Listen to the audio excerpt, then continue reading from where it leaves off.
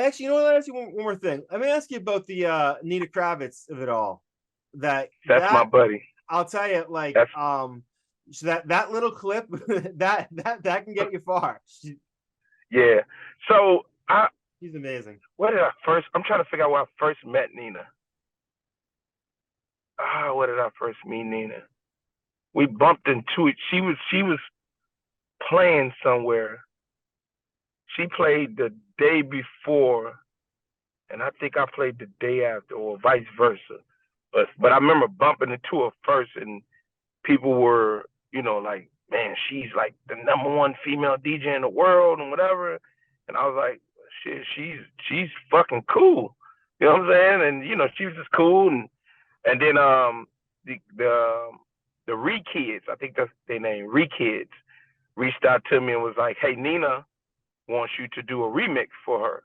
She loves your sound. I was like, Nina Kravitz? They like, yeah. I'm like, fuck yeah, let's do it. Yeah. Right? And we went back and forth in text, and then I think we did maybe like 1 or 2 Zooms, and I was like, nah, this lady cool. She's cool as fuck, right? And that's when I knew she really was super cool. So I do the remixes, and usually when you do stuff with artists, it's like we do shit. Yeah. Boom, it ain't no real relationship. Not very So personal. she ended up playing Chicago for her birthday. She was in Chicago, and she told them, I need him to open. Oh my God. And I was like, so they hit me up like, hey, what's your booking fee? Nina wants you to open up for her. You know who else is cool like her? Nicolas Jaar, Nico Jaar. Ooh, yeah. Hey, those 2 people are 2 of the coolest people in this industry that's not industry people. They just decent human beings. You know what I mean? They did shit that they didn't have to do. Right. Nico used to do the same thing. He'll come to Chicago, or he flew me to New York for his birthday, and was like, I want you to open for my birthday. Like, I want you to go right before me. He's like, I love That's your huge. shit. Like, I love Being it. kinder than you have to be is huge. Yeah. And then like we played this club here. She did it again. So we were playing Concord. It's a big club here called Concord here in Chicago, and she had missed her earlier set. So they were like, she had missed her set at the what they call that damn shit. It's a big festival they have here. She missed her set that day, and they were like, okay, she's playing tonight. She's playing right after you. And I was like, oh, okay, cool. So when she came out, she hadn't got there yet. She actually got to she came straight from the airport onto the table. And she was like, hey, Slugo, oh my God, so good to see you again, whatever. She was like, you want to do it back to back? And I was like, I don't give a fuck. Yeah, come on, let's do it. And we did a quick back to back, and people were like, what the fuck, bro? And so when I got back in the back, people was like, man, you know how big that is? Like you doing a back to back with her? I was like, man, that's Nina. She's just cool people. Like, I fuck with her. Like, they were like, nah, you ain't gasping the magnitude of what just happened.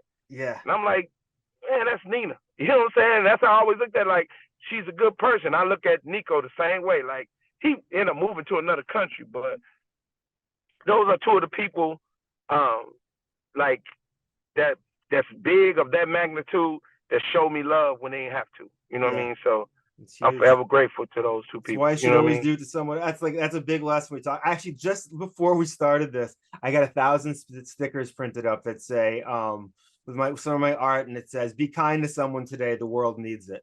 And I plan on sending them out around to people, because I'm like, it's like we're in for a rough year, no matter what happens. This is a time to try to find things that we have in common and not things that tear us apart, because everybody wants to tear us apart right now. Yeah, I just like being around good people, man. Yes. Like when you got good people and people mean you well, you just good people, man. It's just like they don't come often. You don't get that. Especially in the music world. Yeah. It's like dog eat dog in this music industry stuff. So, to find people who are on that level, because those 2 people are up there. Right. You know what I mean? And for them to say, no, I love your style. Nina her and Nico kind of blew me away when they were like, no, I'm a fan of your shit. Yeah. And I'm like, oh shit, like, yeah. Oh, okay. Like, no, and she loved the Wouldn't You Like to Be a Hoe? Oh, that's her record there. You know what I mean? Oh yeah. She's like, yeah, that record just, she said, does it for me. You know, and then me and Nico did he called me one morning, like early in the morning. It had to be like 6 in the morning. He was like, man, bro, I had you on my mind. I did this beat. I'm gonna shoot it to you. And tell me if you like it. And if you like it, I want you to record something to it. And I got it, and it was nothing like I do. And it was like all this stringy shit going on. And I was like, the beat's dope, but what you want me to do to it? He's like, just do something. He's like, I love your voice, so just do some vocals. And I was like, you know what I'm gonna do? I'm gonna tell my life story, and I'm gonna try to tell the majority of my life in 3 minutes. He was like, damn, that sounds dope. Send it to me when you're done. And that's when I came up with the concept Ghetto. And then when we did that record, I did not expect the record to be that big. I knew it was gonna do some numbers because of him and who he was and where he's at. But people were hitting me up like, damn, man, y'all used to be in pissy hallways and people was getting shot and shit like that. I'm like, yeah, this is all. I said, everything I said on that record is facts. And he was even blown away like, bro, I don't know. He was like, I can't stop listening to it. And he was like, you can I put it on wax? And I was like, I don't give a fuck what you do with it, bro. Like, I just wanted to do it for you. You know what I'm saying? You always looked out for me. So yeah, I said that's what came to mind when you gave me that beat. It's like, I'm ghetto, you know. And then I explained on the album, on that record, why I felt like I was ghetto. And people still to this day, it's still one of my biggest records, you know, with him. And that remix with Nina, when we did the back-to-back, that's the first record I dropped. And she was like, oh, shit, she had forgot about the remix. And everybody was in that motherfucker like, she was like, oh, shit, I forgot about that record. I'm like, yeah, this motherfucker still go hard. Yeah. You know, so. Good records don't go out of style, man. It's like. Oh, no. It's. Nah, and they put that motherfucker on a 7-inch, bro. Like, it's some color 7 inches. I was like, I was like, this shit is epic. Like, I'll be looking for that on Discogs later tonight, in case you're wondering. So I got it. Oh, so I'll have to look. Is it on your website? It's it's so remarkable, man. It's such a wonderful, awesome. It's what we're talking about is real, recognized, real, and that's like what the music industry should be like, you know. Yeah, that's exactly what I mean. Like, I never understood how people get to a certain level, and if anybody helped you get to that level, how you don't pay it forward. I know. How you don't do that.